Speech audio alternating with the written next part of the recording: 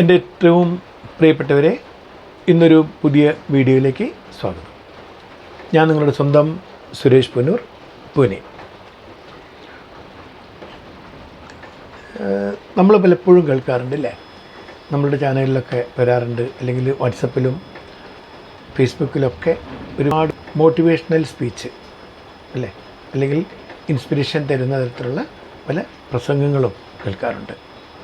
രാഷ്ട്രീയ നേതാക്കളാവട്ടെ, അല്ലെങ്കിൽ സാമൂഹ്യ പ്രവർത്തകരാവട്ടെ, അല്ലെങ്കിൽ കലാ സാഹിത്യ രംഗത്തെ പ്രമുഖരാവട്ടെ, അവരൊക്കെ നമ്മളെ മോട്ടിവേറ്റ് ചെയ്യാൻ, നമ്മളെ ഇൻസ്പയർ ചെയ്യാൻ, നമുക്ക് പ്രചോദനം കിട്ടാൻ വേണ്ടിയിട്ട്, നമ്മുടെ ജീവിതത്തിൽ ഒരു തടസ്സമില്ലാതെ ജീവിതം വളരെ മനോഹരമായിട്ട് മുന്നോട്ട് പോകാൻ, നമ്മുടെ മനസ്സിനെ ഉഷാറാക്കാൻ വേണ്ടിയിട്ട്, ഒന്ന് നമ്മളെല്ലാവരും ഉത്സാഹഭരിതരായിരിക്കാൻ വേണ്ടിയിട്ട് അവർ തരുന്ന ഒരു കാര്യമാണ് മോട്ടിവേഷണൽ സ്പീച്ച്. അവരുടെ ആ നല്ല വാക്കുകളിൽ, ആ വാക്ക് കേട്ടിട്ട് നമുക്കൊരുപാട് ആവേശം തോന്നാറുണ്ട്. അത് കേട്ടുകൊണ്ടിരിക്കുമ്പം നമുക്ക് തോന്നും, വീട്ടിൽ ചെന്ന പാട് നമ്മൾ ചെയ്യേണ്ട കാര്യം ഇതാണ്, നമുക്ക് ഈ ഒരു കാര്യം ചെയ്തേക്കാം. എന്നാൽ പലപ്പോഴും നമ്മൾ വിചാരിക്കുന്ന പോലെ നമുക്ക് ചെയ്യാൻ സാധിക്കാറില്ല. പിന്നീട് വിചാരിക്കും, ശരി ഇപ്പോൾ പോട്ടെ, ഇനി അടുത്ത പ്രാവശ്യം മുതൽ. അങ്ങനെ ഓരോ തവണയും നമ്മളിങ്ങനെ കരുതും അങ്ങനെ കാര്യം ചെയ്യണമെന്ന്. പക്ഷെ നമുക്ക് പലപ്പോഴും പല കാരണങ്ങൾ കൊണ്ടും ഉദ്ദേശിക്കുന്ന കാര്യം ചെയ്യാൻ സാധിക്കാറില്ല. അപ്പം ഞാൻ ചോദിക്കുന്നത്, ഈ ഉപദേശം എന്ന് പറയുന്നത് എന്താണ്? എന്തുകൊണ്ടാണ് ഒരാൾ നമ്മെ ഉപദേശിക്കുന്നത്, അല്ലെങ്കിൽ നാം ഒരാളുടെ ഉപദേശം കേൾക്കാൻ തയ്യാറാവുന്നത്? ഈ ഉപദേശങ്ങൾ എന്ന് പറഞ്ഞാൽ, ഒരു മനുഷ്യൻ ഒരുപക്ഷെ നിരാശയോ ദുഃഖമോ ഒക്കെ ആയിരിക്കുന്ന അവസരത്തിൽ, അവരുടെ മനസ്സ് കലുഷിതമായിരിക്കുന്ന അവസരത്തിൽ, ശാന്തമല്ലാതിരിക്കുന്ന അവസരത്തിൽ, ഒരു തീരുമാനമെടുക്കാൻ പറ്റാത്ത ഒരു മാനസിക അവസ്ഥയിൽ ആയിരിക്കുമ്പോൾ, ഒരുപക്ഷെ നമ്മൾ സ്നേഹിക്കുന്ന അല്ലെങ്കിൽ നമ്മൾ ഇഷ്ടപ്പെടുന്ന ഒരാളുടെ വാക്കുകൾ, നമ്മൾ ആരാധിക്കുന്ന അല്ലെങ്കിൽ നമുക്ക് ഒരുപാട് താല്പര്യമുള്ള ഒരു വ്യക്തിയുടെ വാക്കുകൾ നമ്മുടെ ജീവിതത്തിൻ്റെ ഗതിയെ മാറ്റിമറിക്കാം അല്ലേ. അപ്പോൾ ആ വാക്കുകൾ നമ്മളെ ഒരുപാട് ഇൻസ്പയർ ചെയ്യാം. അതാണ് ഞാൻ ഉദ്ദേശിച്ചത്. അപ്പം ഞാൻ പറഞ്ഞു വരുന്നത്, ഉപദേശം എന്ന കാര്യം ആരാണ് നമ്മളെ ഉപദേശിക്കാൻ പ്രാപ്തരായിട്ടുള്ളത്, യോഗ്യരായിട്ടുള്ളത്? എങ്ങനെയാണ് അവർക്ക് അങ്ങനെ ഒരു ഉപദേശം അല്ലെങ്കിൽ ഒരു സ്പീച്ച്, മോട്ടിവേഷണൽ സ്പീച്ച് നമുക്ക് തരാൻ പറ്റുന്നത്? കാരണം ഈ പല ചിന്തകളും ഇപ്പം എല്ലാവർക്കും മനസ്സുണ്ട്, എല്ലാവരും ചിന്തിക്കുന്നവരുമാണ്. പൊതുവെ എല്ലാവരും ജീവിതത്തെക്കുറിച്ചും പല കാര്യങ്ങളും ചിന്തിക്കുന്നതാണ്. പലർക്കും ഇല്ലാത്ത ചില കാര്യങ്ങൾ മറ്റു ചിലർക്ക് തോന്നും. നല്ല നല്ല കാര്യങ്ങൾ അവർ നമുക്ക് പറഞ്ഞു തരും. നമുക്കും തോന്നും, ശരിയാണല്ലോ, ഈ കാര്യം ഞാൻ ഇതുവരെ എന്തുകൊണ്ട് ചിന്തിച്ചില്ല, ഇത് നല്ലൊരു കാര്യമാണല്ലോ, ഇതിനെപ്പറ്റി നമ്മൾ ചിന്തിക്കണം. ശരി, അപ്പം നമ്മൾ ആകെ മോട്ടിവേറ്റഡായി, മോട്ടിവേഷനൊക്കെ വളരെ സ്ട്രോങ് ആയിട്ട് നമുക്ക് മനസ്സിൽ തോന്നി, പ്രചോദനം കിട്ടി. ഇന്ന് മുതൽ നമ്മൾ വീട്ടിൽ ചെന്നാൽ ഇങ്ങനെ ചെയ്തിരിക്കും, ഒരു പ്ലാൻ ചെയ്യും. അപ്പോൾ നമ്മളങ്ങനെ പക്ഷെ ചെയ്യാൻ സാധിക്കാറില്ല. പറഞ്ഞ നേരത്തെ ഈ ഉപദേശങ്ങൾ തരുന്നവർക്കൊക്കെ അവർ എവിടെ നിന്നാണ് ഈ ഉപദേശം? വല്ല പുസ്തകത്തിൽ നോക്കി പഠിച്ചിട്ടാണോ പറയുന്നത്? ഉപദേശങ്ങൾ അവർക്ക് തരാനുള്ള അർഹത എന്ന് പറഞ്ഞാൽ അവരുടെ അനുഭവങ്ങളാണ്.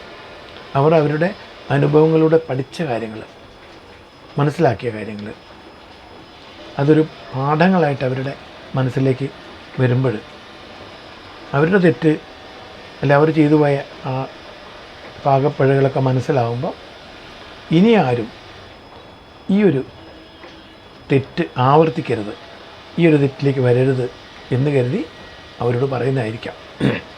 നമ്മുടെ അനുഭവത്തിൽ നിന്നാണല്ലോ ഓരോ കാര്യങ്ങളും നമുക്ക് മനസ്സിലാവുന്നത്. ഇംഗ്ലീഷിൽ പറയും, don't repeat the same mistake. തെറ്റ് പറ്റാം, ഒരു വ്യക്തിയാൽ നമ്മൾ കബളിപ്പിക്കപ്പെടാം, പക്ഷെ ഒരു തവണ മാത്രം. ഒരേ തെറ്റ് നമ്മൾ ആവർത്തിച്ചുകൊണ്ടിരിക്കുകയാണെങ്കിൽ അത് നമ്മുടെ മനുഷ്യൻ എന്ന് പറയുന്നതിന് അർത്ഥമില്ല. മനുഷ്യന് വിവേകബുദ്ധിയുണ്ട്, അതുപോലെ വിശേഷ ബുദ്ധി തന്നിട്ടുണ്ട്. മൃഗങ്ങളിൽ നിന്നും നമ്മളെ മാറ്റി നിർത്തുന്നതും ഒക്കെ നമ്മുടെ ഈ വിശേഷ ബുദ്ധിയാണ്. എന്താണ് വിശേഷ ബുദ്ധി? മൃഗങ്ങൾക്ക് തിരിച്ചറിവില്ല. ഒരു കാര്യം ചെയ്തു, ആരെങ്കിലും അവരെ അവിടുന്ന് ഓട്ടിച്ചു, അടികിട്ടി, പോയി. പിന്നെയും വിശപ്പ് തോന്നുമ്പോൾ അവർ വീണ്ടും അതേ കാര്യം ചെയ്യാണ്. അപ്പോഴും അടികിട്ടി, പോയി. പക്ഷെ മൂന്നാമതും ചിലപ്പോൾ 1-2 ദിവസം ആ വഴിക്ക് പോയില്ല എന്ന് വരും. പിന്നെയും അവിടേക്ക് തന്നെ പോകും. കാരണം അവിടെ ഭക്ഷണം കിട്ടും, അല്ലെങ്കിൽ അവർക്ക് ഉദ്ദേശിക്കുന്ന കാര്യം അവിടെ ചെന്നാൽ നടക്കും എന്നുള്ളൊരു തോന്നൽ അതിനെ മനസ്സിലാവുന്നതുകൊണ്ടാണ്. അപ്പം ഒരു ടൈമിങ് നമ്മളെ മനസ്സിൽ എന്ത് വരുന്നു ചിന്തകൾ, അതനുസരിച്ച് നമ്മൾ ചെയ്തുകൊണ്ടിരിക്കുകയാണ്. ചിന്തിക്കാറില്ല. നമ്മൾ കഴിഞ്ഞ പ്രാവശ്യം പോയപ്പോൾ ഇതുപോലെ പറ്റിയതാണല്ലോ, അതുകൊണ്ട് ഇനി അങ്ങനെ നമുക്കൊരു പറ്റരുത്, ഒരു കളിപ്പീര് പറ്റരുത് എന്നുള്ള രീതിയിൽ നമ്മൾ ചിന്തിച്ചിട്ടല്ല പോകാറുള്ളത്. അപ്പോൾ അതൊരു മൃഗസമാനമായ ചിന്താഗതിയാണ്. അതല്ലാതെ നമ്മൾക്ക് ഇങ്ങനെ പറ്റേ ഇനി ഒരിക്കലും ഈ ഒരു തെറ്റ് ആവർത്തിക്കരുത് എന്നുള്ള രീതിയിലാണ് നമ്മൾ ചിന്തിച്ചു പോകുന്നതെങ്കിൽ നമ്മുടെ ജീവിതത്തിൽ ഇമ്പ്രൂവ്മെൻ്റ് ഉണ്ടാവും, അല്ലേ? തീർച്ചയായും നമുക്ക് ജീവിതത്തിനെ മാറ്റിമറിക്കാൻ, അത്തരം തെറ്റുകളിലേക്ക് വീണ്ടും വഴുതി വീഴാതെ ജീവിതത്തിലെ നമ്മുടെ ഭാവിയെ നല്ല രീതിയിൽ മുന്നോട്ട് കൊണ്ടുപോകാൻ സാധിക്കും. അപ്പോൾ അത് ഒരു വ്യക്തി അദ്ദേഹത്തിൻ്റെ അനുഭവത്തിലുണ്ടായത്, അദ്ദേഹത്തിന് പറ്റിയ പിഴവുകൾ നമുക്ക് പറഞ്ഞു തരികയാണ്. ഇങ്ങനെ ചെയ്ത് ഇങ്ങനെയാവാൻ സാധ്യതയുണ്ട്, ആരും അങ്ങനെ ചെയ്യരുത്. എല്ലാം നമ്മുടെ സ്വന്തം അനുഭവത്തിൽ നിന്ന് മാത്രമേ പഠിക്കൂ അല്ലെങ്കിൽ മനസ്സിലാക്കൂ എന്ന് പറഞ്ഞാൽ സാധ്യമല്ല. പലതും മറ്റുള്ളവർ വിശ്വസിക്കേണ്ടി വരും. പലതും നമുക്ക് ചിന്തിച്ചിട്ട് അവർ പറയുന്നത് ശരിയാണോ എന്ന് മനസ്സിലാക്കണമെങ്കിൽ നമ്മളും ആ രീതിയിൽ ചിന്തിച്ച് നോക്കിയിട്ട് അപ്പോൾ നമ്മൾ മനസ്സിലാവും, ആ ശരിയാണല്ലോ, ഇങ്ങനെയാണ് അവർ ഉദ്ദേശിച്ചത്. അങ്ങനെ അതിനാണ് അറിവും തിരിച്ചറിവും. അറിവ് നമുക്ക് അവിടുന്ന് കിട്ടി. നമ്മൾ ആലോചിക്കുമ്പോൾ ഇതിനെപ്പറ്റി ചിന്തനം ചെയ്യുമ്പോൾ അതൊരു ആധ്യാത്മിക വിഷയമാണെങ്കിലും അല്ലെങ്കിൽ സാമൂഹിക പ്രശ്നമാണെങ്കിലും അല്ലെങ്കിൽ ജീവിത ഗന്ധിയായ കാര്യങ്ങളാണെങ്കിലും ഒരു വിഷയത്തെക്കുറിച്ച് നമ്മൾ കൂടുതൽ ചിന്തിക്കുമ്പോഴാണ് അതിന് മനനം ചെയ്യാമെന്നാണ് പറയുക. ആധ്യാത്മിക ഭാഷയിലൊക്കെ മനനം ചെയ്യുക. നമ്മൾ ചിന്തിച്ച് അതിനെക്കുറിച്ച് തന്നെ ഒരുപാട് ആലോചിച്ച് നമ്മളൊരു പ്രത്യേക തീരുമാനത്തിൽ എത്തിച്ചേരും. അപ്പോൾ അങ്ങനെ ചിന്തിക്കണമെങ്കിൽ നമ്മൾ ആ വിഷയത്തെക്കുറിച്ച് അവഗാഹ്യമായ അറിവ് നമുക്കുണ്ടായിരിക്കണം. ആ അറിവ് കിട്ടാനും നമ്മുടെ സംശയം നിവാരണം നടത്താനുമാണ് നമ്മൾ ഈ മോട്ടിവേഷണൽ സ്പീച്ചൊക്കെ കേൾക്കുന്നത്, അല്ലേ? അപ്പോൾ അവരുടെ അനുഭവങ്ങൾ നമുക്ക് പറഞ്ഞു തരുമ്പോൾ ആ അനുഭവം ഉൾക്കൊണ്ടുകൊണ്ട് നമ്മൾ മുന്നോട്ട് പോകുമ്പോൾ ആ ഒരു മിസ്റ്റേക്ക് സംഭവിക്കില്ല. മനുഷ്യന് തെറ്റുകൾ സംഭവിക്കാം. തെറ്റുകൾ സംഭവിക്കുന്നതുകൊണ്ട് തെറ്റില്ല. നമ്മളൊരു കാര്യം ചെയ്യുമ്പോഴാണ്, ഒരു പ്രവൃത്തി നമ്മൾ ചെയ്യുമ്പോഴാണ് തെറ്റ് സംഭവിക്കുന്നത്. ഒരുപക്ഷെ നമ്മളൊരു കാര്യം ചെയ്യുന്നില്ലാതെ ഐഡിലിരിക്കുകയാണെങ്കിൽ നമുക്ക് തെറ്റ് സംഭവിക്കാൻ സാധ്യത കുറവാണ്. പക്ഷെ നമ്മൾ മറ്റുള്ളവർക്ക് വേണ്ടി പലതും നല്ല മനസ്സോടെ ചെയ്യുമ്പോൾ അത് തെറ്റിദ്ധരിക്കപ്പെടുന്നു, അല്ലെങ്കിൽ നമ്മളെ കയ്യിൽ നിന്ന് ചെറിയൊരു മിസ്റ്റേക്ക് സംഭവിക്കും, മറ്റുള്ളവരുടെ മുമ്പിൽ നമ്മൾ അപഹാസ്യരായി മാറും, അങ്ങനെയൊക്കെ സംഭവിക്കാം. അപ്പോൾ ഇങ്ങനെ ചെയ്യാൻ ഇങ്ങനെയാണ് സംഭവിക്കാൻ സാധ്യത എന്ന് പറയുമ്പോൾ നമ്മളതിൻ്റെ വശങ്ങൾ ചിന്തിക്കും. അപ്പോൾ അങ്ങനെയൊരു പ്രശ്നത്തിലേക്ക് വീഴാതെ നമ്മൾ ശ്രദ്ധിക്കും. അതാണ് ഈ ഒരു ഉപദേശങ്ങൾ കേൾക്കുന്ന വഴി നമുക്ക് ലഭിക്കുന്ന ഗുണങ്ങൾ. അപ്പം ആ അനുഭവം കണ്ടു. അപ്പം നമുക്ക് ഏതായാലും അങ്ങനെ ഒരു തെറ്റ് പറ്റാൻ പാടില്ല. അല്ലെങ്കിൽ ഒരിക്കലും എന്തുകൊണ്ട് എനിക്ക് പറ്റി, ഇങ്ങനെ ചിന്തിച്ചിട്ട് ഇങ്ങനെ ചെയ്തിട്ടും എന്നെ എന്തുകൊണ്ട് തെറ്റിദ്ധരിച്ചവർ, അങ്ങനെ നമ്മൾ ആലോചിച്ചിരിക്കുമ്പം നമുക്ക് ആകെ മാനസിക പ്രശ്നം വരും, അല്ലേ? നമ്മൾ ചിന്തിക്കും, ഇത്രയും നന്നായി ചെയ്തിട്ട് അങ്ങനെ പറ്റിപ്പോയല്ലോ. അപ്പോൾ എവിടെയാണ് നമുക്ക് പിഴച്ചത്? നമ്മളടുത്ത് ഏത് സ്റ്റെപ്പിലാണ് നമുക്ക് പിഴച്ചത്? അതുകൊണ്ടാണ് ആ ഒരു കാരണം കൊണ്ടായിരിക്കും ഒരു പക്ഷേ ഞാൻ ഇത്രയും അവരിന്ന് കേൾക്കേണ്ടി വന്നത്. ആ ഒരു കാര്യം മനസ്സിലാക്കി കഴിഞ്ഞാൽ ഒരുപക്ഷെ നിങ്ങൾക്ക് അടുത്ത പ്രാവശ്യം ആ പ്രവൃത്തി ചെയ്യുന്നത് ഒഴിവായി നിൽക്കാതെ നിങ്ങൾക്ക് പറ്റിയ ചെറിയ ചെറിയ പിഴവുകൾ, ഓരോ കാലടി വെക്കുമ്പോഴും പറ്റിയ പിഴവുകൾ തിരുത്തിക്കൊണ്ട് മുന്നോട്ട് നീങ്ങുകയാണെങ്കിൽ ഒരുപക്ഷെ നിങ്ങൾക്ക് ശക്തമായി നീങ്ങാനും നിങ്ങളുടെ ഭാവിയിലൊരു നല്ല തീരുമാനം എടുക്കാനും നല്ലൊരു പൊസിഷനിൽ എത്തിച്ചേരാനും നിങ്ങൾക്ക് സാധിക്കും. അപ്പോൾ നമ്മൾ പലപ്പോഴും നമ്മളൊരു പ്രവൃത്തി ചെയ്ത് കഴിഞ്ഞാൽ, അഥവാ പ്രത്യേകിച്ചും അതൊരാൾ നമ്മളെ ശ്ലാഘിക്കുകയാണെങ്കിൽ കുഴപ്പമില്ല, നമ്മളെ അഭിനന്ദിക്കുന്നതാണെങ്കിൽ അത്ര ചിന്തിക്കേണ്ട ആവശ്യമില്ല. പക്ഷേ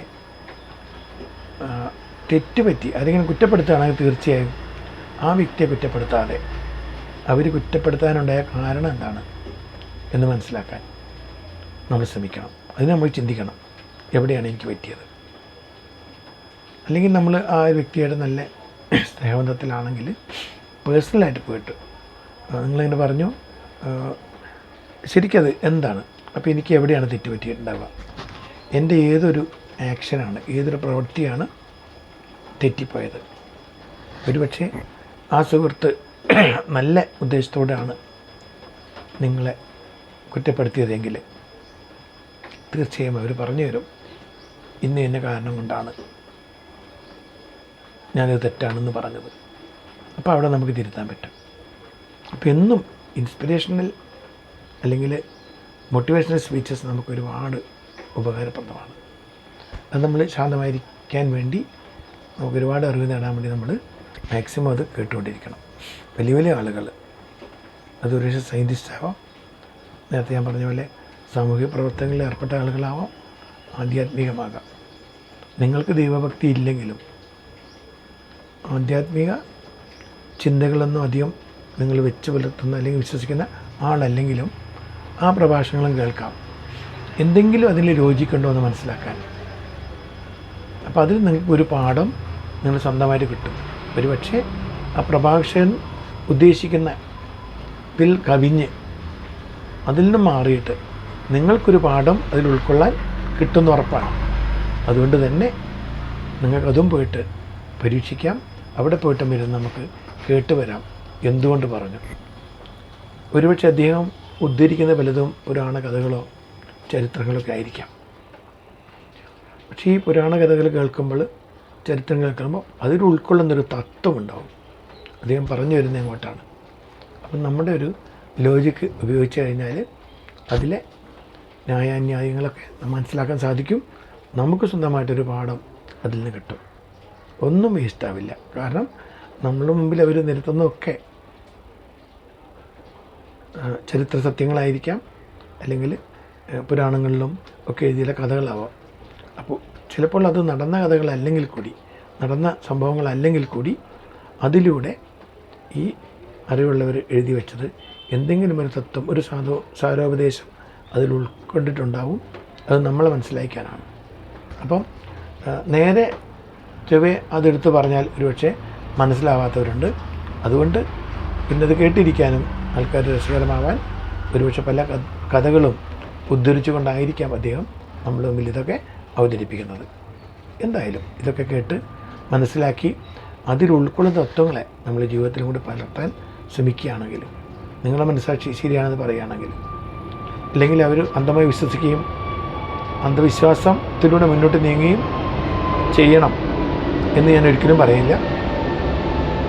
പക്ഷേ അതിൽ ഉൾക്കൊണ്ട തത്വങ്ങൾ മനസ്സിലാക്കാൻ ശ്രമിച്ചാൽ ഒരുപക്ഷെ അതെല്ലാം നിങ്ങൾക്ക് ജീവിതത്തിൽ ഉപകാരപ്രദമായി മാറും.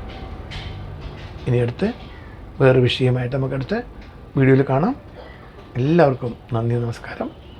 പിന്നെ ഇത് കണ്ടുകൊണ്ടിരിക്കുന്നവർക്കും ഇതിനെപ്പറ്റി ഈ വിഷയത്തെക്കുറിച്ച് ചിന്തിക്കുന്നവർക്കും എല്ലാവർക്കും എൻ്റെ ബൈ. ഞാൻ സൈൻ ഓഫ് ചെയ്യുന്നു. കാണാം ഇനിയൊരു പുതിയ വീഡിയോയിൽ.